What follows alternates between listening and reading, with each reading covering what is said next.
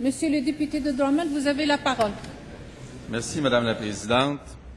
Je sollicite le consentement des membres de cette Assemblée afin de présenter, conjointement avec la ministre de la Culture, des Communications et de la Condition féminine, la députée de Lotbinière, le député de Mercier, le député de Lapelleterie et le député des Chutes de la Chaudière, la motion suivante.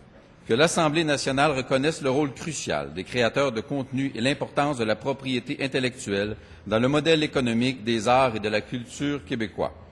Qu'elle fasse sienne les préoccupations du milieu des arts, en particulier de la musique et de l'édition littéraire, et demande au gouvernement fédéral de modifier autant qu'il le faudra l'actuel projet de loi C-32 sur le droit d'auteur afin d'assurer aux créateurs québécois une pleine reconnaissance de leurs droits, une protection adéquate contre la copie illégale de leurs œuvres, l'application du principe de la copie privée et un revenu conséquent à la valeur de leur propriété intellectuelle.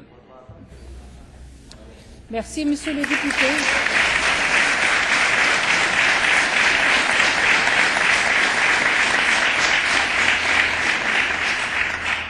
Est-ce qu'il y a consentement pour débattre de cette motion? Alors, je reconnais dans l'ordre Monsieur le député de Drummond. Merci, Madame la Présidente.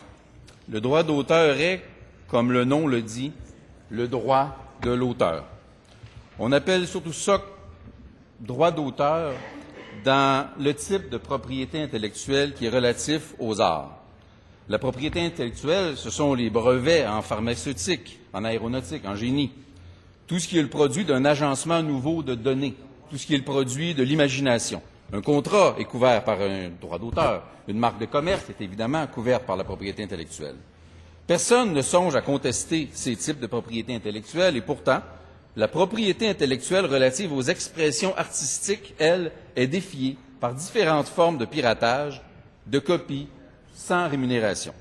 Aucun travailleur n'est forcé de travailler sans être payé pour son travail, mais on attend de l'artiste qu'il accepte de l'être. Quelle est la réponse du gouvernement fédéral qui régit le droit d'auteur? Il augmente le nombre des exceptions, des cas dans lesquels un usager peut trouver prétexte pour ne pas payer le droit d'auteur.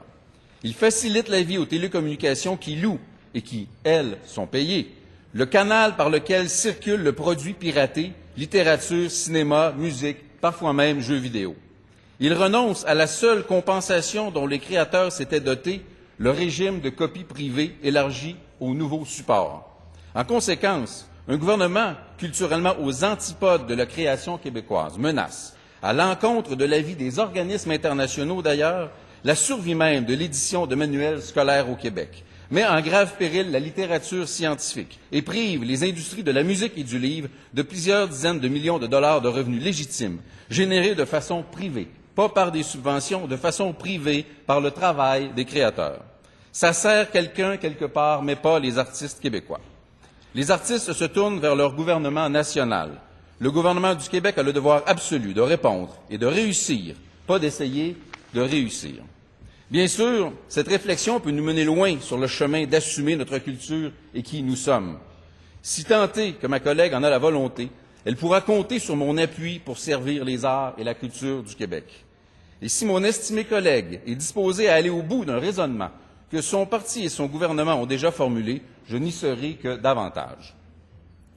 Les artistes doivent désormais savoir qu'il y aura quelqu'un qui gardera le cap et s'assurera de protéger et au besoin de rapatrier tout ce qui garantit les intérêts des créateurs et des artistes québécois.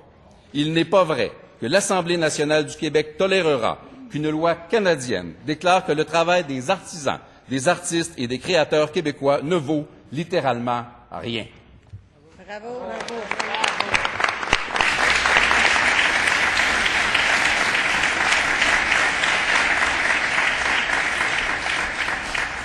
Alors, je vous remercie, Monsieur le député de Drummond.